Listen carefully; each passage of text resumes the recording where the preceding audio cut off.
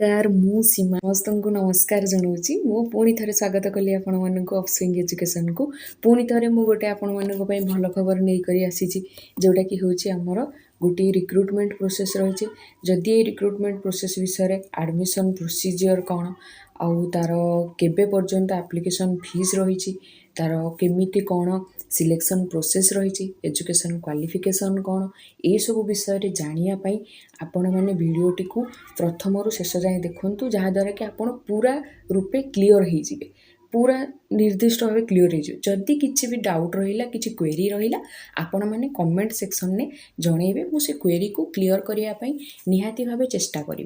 तो देखु ओडिशा विद्युत शक्ति संचारण निगम लिमिटेड माने Odisha power transmission corporation limited तरफ आमर गोटे रिक्रुटमेंट आसी कौथिर रिक्रुटमेंट ना देखु recruitment of junior maintenance and operator trainees माने इलेक्ट्रिकल जो मैंने इलेक्ट्रिकल पढ़ी थे मे बी ITI पढ़ी थे इलेक्ट्रिकल इंजीनियरिंग पढ़ी थे से मैंने भल भाव में जानीपारे कि जूनियर मेंटेनेंस और ऑपरेटर ट्रेनी मानकर काम कौन। तो वर्तमान यहाँ केवल गोटे ट्रेनिंग पीरियड आपण मानकर रिक्रुटमेंट आसी जोटि कि आपण मैंने कौन करेंगे सेठी आपण को प्रथमे ट्रेनिंग पीरियड किछि रहिबो। तो देखो यहाँ OPTCL रो किछि इंट्रोडक्शन से देछि जोटा कि आम पाई दरकार नहीं आम रिक्रुटमेंट आड़ को जीवा। देखु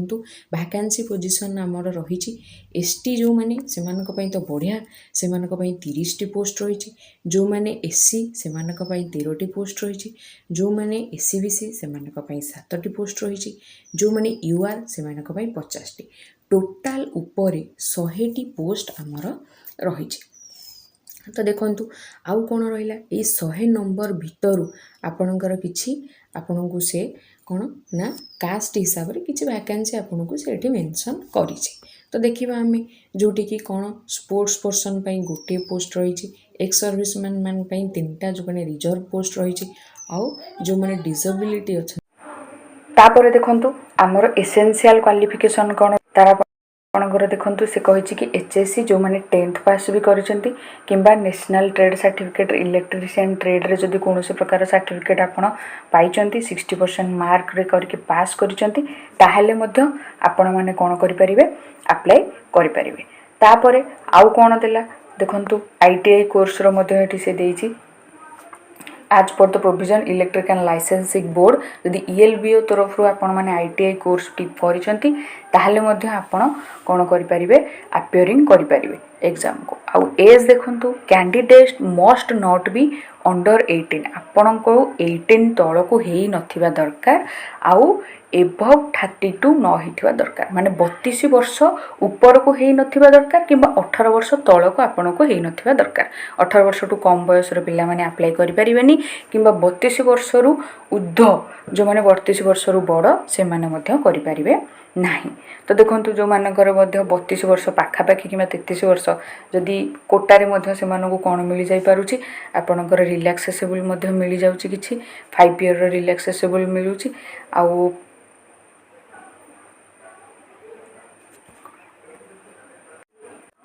आउ देखंतु जो मानकर मेडिकल फिटनेस मध्य रही से माने मध्य करि परिबे मेडिकल फिटनेस तांकर मध्य दरकार। जो मानकर appointment of selected candidates will be subject to having sound health and being physically जो माने मे बी अपॉइंटमेंट होबा पर किबा सिलेक्टेड हेबा पर आपनकर गोटे फिटनेस कोन होबो टेस्ट हेई हेबो जोटा कि मेडिकल टेस्ट होबो को टेस्ट होबो आपण मानकर देखंतु आई टेस्ट होबो ईयर टेस्ट हे परिबा आपनकर थायराइड टेस्ट होबो ब्लड रिपोर्ट आपनकर सब प्राय आपनकर टेस्ट ए सब आपनकर करा जिवो। ताबरे देखंतु कॉन्ट्रैक्चुअल कैंडिडेट्स को पई जोटा देछि आ अदर एलिजिबिलिटी आपण माने कोन हेथिबा दरकार इंडियन हेथिबा दरकार आ जो माने कोन ओडिया जानिथिबा दरकार कहि जानिथिबा दरकार लिखि जानिथिबा दरकार आउ पढ़ी जानिथिबा दरकार ए सब जिनस से मध्य आपन को देछि। आपन स्कूल एग्जाम रे ओडिया लैंग्वेज रे पास करिथिबा दरकार सब्जेक्ट आपनकर क्लास V2I एपोट को आपन कोन करथिबा दरकार पास करिथिबा मध्य दरकार। एतिकी थिला आपन मानकर कोन ना एलिजिबिलिटी आउ एज रिलैक्सेशन ऊपर तापर सिलेक्शन प्रोसीजर आमर कोन रही देखंतु सिलेक्शन प्रोसेस आपनकर CBT गोटे रहइबो कंप्यूटर बेस्ड कंप्यूटर बेस रे आपन जिबे माउस रे क्लिक करिवे आंसर जेमिति आपन दियंती O SSC O SSC आगुर करे सेमिति CBT टेस्ट आपन मानकर हबो। तो देखो सब्जेक्ट डोमेन नॉलेज आपंकर 80% रहिबो आउ कौन रहिबो जीके रीजनिंग आपंकर 10% रहिबो इंग्लिश नॉलेज आपंकर 10% रहिबो माने कहवा को गले जदि 100 मार्क पड़ुची सेथिरु आपंकर एग्जाम होउची नहीं 200 नंबर एग्जाम आपणकर होउची जोटा कि 3 आवर एग्जाम रहिबो सेथिरु आपणकर 80% कहवा को गले आपणकर 160 मार्क आपणकर सब्जेक्ट डोमेन नॉलेज रहिबो आउ जो 20 मार्क आपणकर रहिबो से सब जिंस रहिबो आपणकर इंग्लिश रो आउ रीजनिंग रो बुझी पाले आउरी कोन देइची देखंतु मेन जिंस कि जदि आपण 1 मार्क करेक्ट 1 मार्क पाइबे केते बेले जते बेले आपण करेक्ट करूचंती जदि आपण रॉन्ग करूचंती आपणकर 0.25 नेगेटिव मध्य रहिबो बुझी पाले मिनिमम क्वालिफिकेशन देखंतु टेस्ट रे ऑन रिजर्व जो माने जदि टेस्ट रे आपण 50% रखुचंती आपण माने जदि 50% रखुचंती ताहाले आपणकर सिलेक्शन हे पारिबो जदि एससी एसटी पीडब्ल्यूबीडी हेचंती ताहाले आपणकर 40% रे सिलेक्शन हे पारिबो 200 मार्क रो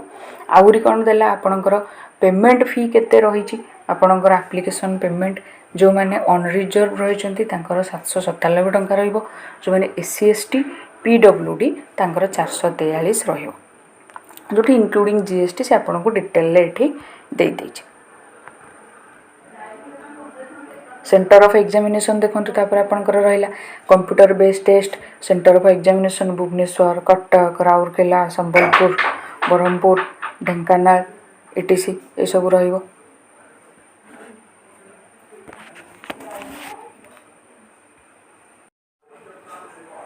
तापर आपण माने अप्लाई केमिति करिवे ऑनलाइन एप्लीकेशन आपण फॉर्म अप्लाई करिवे एडवर्टाइजमेंट करिवे एडवर्टाइजमेंट से देइछि किछि इंस्ट्रक्शन देइछि आपण माने प्रथम यूजर आईडी करिवे ऑनलाइन फॉर्म एप्लीकेशन देला परे आपण को यूजर आईडी आ पासवर्ड मिलि जिवो आपण को ईमेल थ्रू रे तापर आपण कोन करिवे एप्लीकेशन रिसीव करिवे जहाँ भी आपणकर जदि किछि माने भूल नथिबो फॉल्ट नथिबो ताले आपणकर एप्लीकेशन रिसीव हो आउ कोन कोन अपलोड करिया को पड़िबो आपण को डॉक्यूमेंट देखंतु फॉलोइंग डॉक्यूमेंट आपन को अपलोड कर परिबो इनिशिएटिंग से देछि following documents ready before initiating the online application form माने ऑनलाइन अप्लाई करिवार पूर्वरु इनिशिएट माने आरंभ करिया पूर्वरु आपन को ए सब डॉक्यूमेंट दरकार फोटोग्राफ गोटे दरकार जोटा कि 500 केबी रु सॉरी 50 केबी टू 80 केबी भीतर आपनकर रहिबा दरकार आउ गोटे सिग्नेचर रहिबा दरकार जोटा मध्ये भी 50 केबी रु 80 केबी मध्ये रे तार साइज रहिबा दरकार आउ कोन कोन आपन को दरकार पड़िबो जोटा कि आपनकर 10th पास सर्टिफिकेट 10th रो मार्कशीट आउ कोन आईटीआई रो किछि एसेंशियल क्वालिफिकेशन रो मार्कशीट आपण मानकर सब दरकार पड़िबो आ जदि किछि lineman MV permit undertaking to submit एई भलिया किछि दरकार पड़िबो कास्ट सर्टिफिकेट मध्ये आपण मानकर दरकार पड़ी पारिबो जो माने एक्स सर्विसमैन जो मानकर रिजर्वेंस अछि से माने ए सब अपलोड करिवे पीडब्ल्यूबीडी मध्ये आपनकर सर्टिफिकेट दरकार रहिबो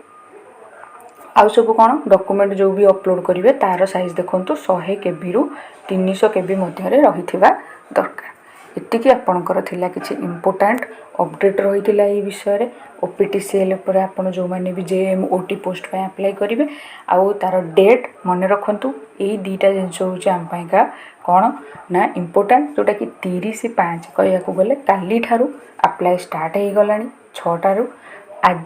आउ शेष केबे हबो आपण मानकर 29/6 माने जून मासर 29 तारिख रे राति 12टा पर्यंत आपणकर आपण अप्लाई करि पारिबे तो ता भीतर आपण पाखे जहाँ सर्टिफिकेट रही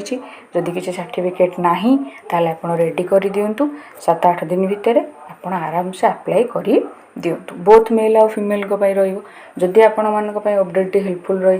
ताले नियति भाबे लाइक करिवे शेयर करिवे कमेंट करेंगे आउ सब्सक्राइब मध्य करदेवे बेल आइकन को दबाई आपण मैंने कौन करेंगे अपडेट आपन को जमी प्रथमे मिल तो जदि हेल्पफुल होती थैंक्स फॉर वाचिंग।